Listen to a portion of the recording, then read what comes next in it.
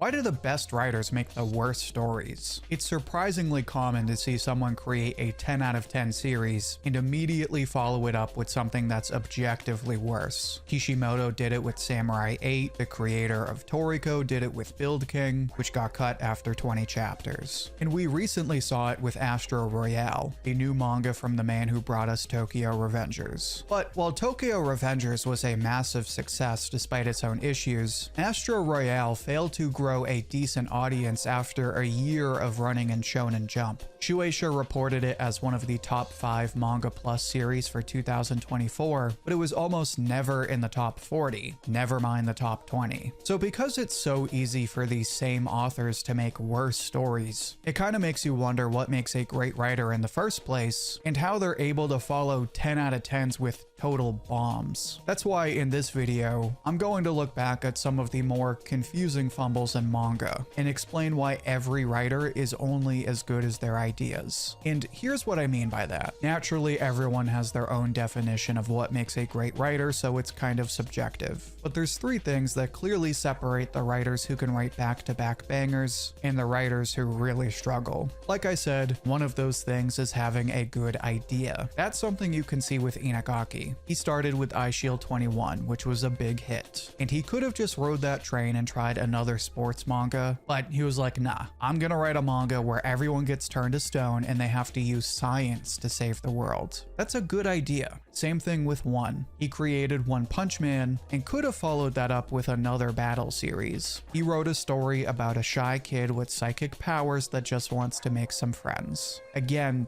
that's a good idea. It's like if you're a chef. You could be Gordon Ramsay, but if you decide to make cabbage flavored ice cream, then it doesn't matter how good you try to make it, it's still a bad idea. And of course, a recent example of good writer, bad idea is Ken Wakui. Wakui wrote Tokyo Revengers, and that is just an all-around good idea. It's a delinquent manga with time travel and motorcycles, and there's even some romance. So because it was a good idea, Wakui just had to execute on that idea and people were gonna love it. Now, despite the issues people may have with the ending, nobody can argue the fact that Tokyo Revengers was a major success. But that's Tokyo Revengers. Following his first big story, Wakui then decides to pitch Astro Royale to Shonen Jump. The story is similar to the extent that the main character Hibaru wants to be the head of a gang, but this time it's Yakuza instead of high school delinquents. And because it's Shonen Jump, these Yakuza have superpowers from outer space. Neither of these things are bad on their own. In fact, even when they're combined, it's not such a bad idea. In this case, it's not so much that Astro Royale's basic premise was a bad idea, so much as it is less mainstream. Which is weird to say, but hear me out. Tokyo Revengers isn't just about delinquents. It's also about nostalgia for an era that many people grew up in and love. Meanwhile, Astro Royale doesn't have any nostalgia. It also doesn't have any romance. Another big appeal of Tokyo Revengers. So what you're left with are sci-fi Yakuza with really weird alien powers. Clearly the series had potential. In fact, I've gone on record saying how much I like the first 30 chapters. But as much as fans enjoyed the series, this manga just couldn't gain any new fans. And I think a big part of that is because it's really hard to sell people on a sci-fi Yakuza battle shonen. It's basically the same thing that happened to Ayashimon. That writer already had success with Hell's Paradise, but then they tried out a superpowered Yakuza story and it failed.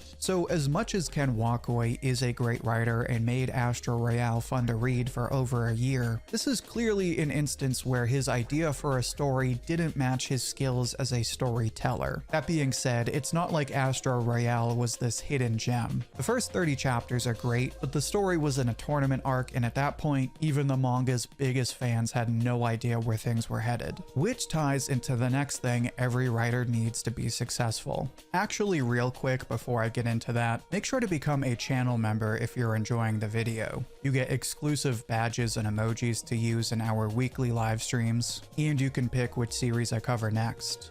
Anyway, good ideas are important, obviously, but you know what's even more important? Having a good idea at the right place and time. How many times have you heard the expression, they were ahead of their time? The reason you say that happen is because sometimes you can have an objectively good idea, but if your audience isn't open to that idea, then as good as it may be, they're not gonna like it. It's like the movie Goodfellas. You know, Martin Scorsese, the guy who gave us this, and then it led to this. Goodfellas is still widely considered one of the best movies of all time. But back then, when they were doing test screenings, people were literally walking out of the theater. Sometimes people just need time. In fact, that's probably why Burn the Witch did so well. When Bleach ended, people thought it was one of the worst endings ever, which is why Kubo got memed on years later. It wasn't until 6 or 7 years later, right around the time they announced the return of the anime, that he released Burn the Witch, a series that wasn't even marketed as a Bleach spin-off. Yet people loved it right away, and loved it even more when they found out it tied into Bleach. But this was years and years after people had time to change their minds about Bleach. If this had released 6 months or even a year after Bleach, the reception would have been very different because people would still be anti-Kubo, even if it's objectively a great short story. It's the same reason you often see arcs in One Piece get terrible reviews when they first end, but then a year or two later everyone does a 180. In a lot of cases, a story is bad because it was just a bad idea to begin with. But sometimes you have a great idea that audiences just aren't ready to like. I mentioned the second scenario because while it's not an issue of bad writing, it is part of the writer's process when they decide what kind of story they want to tell. Because stories are subjective, so as much as you like your own story, you haven't really told the story until you've shared it with someone else. And sometimes, as good as that story may be, it's not the right story for that other person. In any event, these first two issues are fairly common, but the last issue that comes up way more often than it should be is the issue of planning, or rather a lack thereof. Sometimes with a story like Astro Royale, it's kind of just a bad idea. Sometimes you have a good idea, but it's not the right idea for your audience. Kind of like how we're only just seeing a bounce back for sci-fi stories like Dune, when in recent years, sci-fi stories were hard to sell. But then sometimes you have a great idea that everyone loves, and you fail to execute on that potential because you didn't follow through. And we all have examples of this with our favorite stories that started out great and ended, well,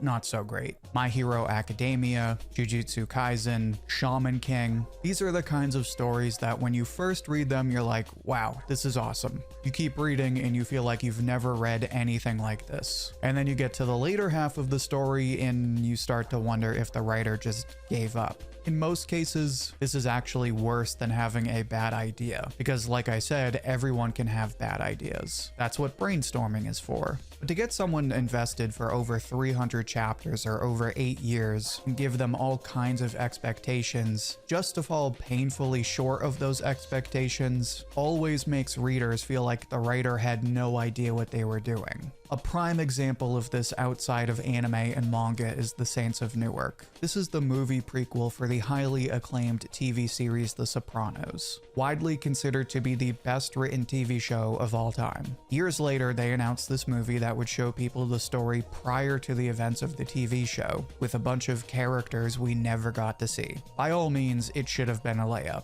Great series, great idea for a movie, and in the beginning, it was a decent movie. But the movie bombed, and it's really because not only did they have no idea what they wanted this movie to be, but it's generally just a bad story. In fact, it's so bad that series creator David Chase actually said that he, quote, should have rewatched the show before the movie. Now, something like Saints of Newark is just a rare case of just being a bad story from beginning to end. More often what happens is you have a great idea that turns into a great story, but then fails to stick the landing. This happened to Attack on Titan, an ending that almost nobody really likes. There's parts of it that are brilliant, but generally speaking, nobody likes the ending. Which is hilarious because Isayama said for years how he had the ending planned out, and then it came out and it definitely felt less planned out than he had told everyone. Another example of this is Eden Zero, the third big series from Hiro Mashima. In his first story, Rave Master, Mashima planned out everything that happened before he wrote the story, and Mashima fans will tell you that it's pretty much a perfect story. In his biggest story, Fairy Tale, Mashima planned out the first few arcs, but then made everything else up as he went along. And this is a rare case of less is more, because obviously Fairy Tail went on to be one of the best-selling manga of all time, despite some of its blatant issues. Then we get to Eden Zero, a story Mashima says that he did a mix of planning and freestyling. Specifically, he claimed that he planned out the major plot points, but then left the in-between stuff to figure out as he went along. And while this formula worked out really well in the first half of the story, it kind of blew up in the second half. Most people agree that the Aoi War is where Eden Zero peaked. Following this arc,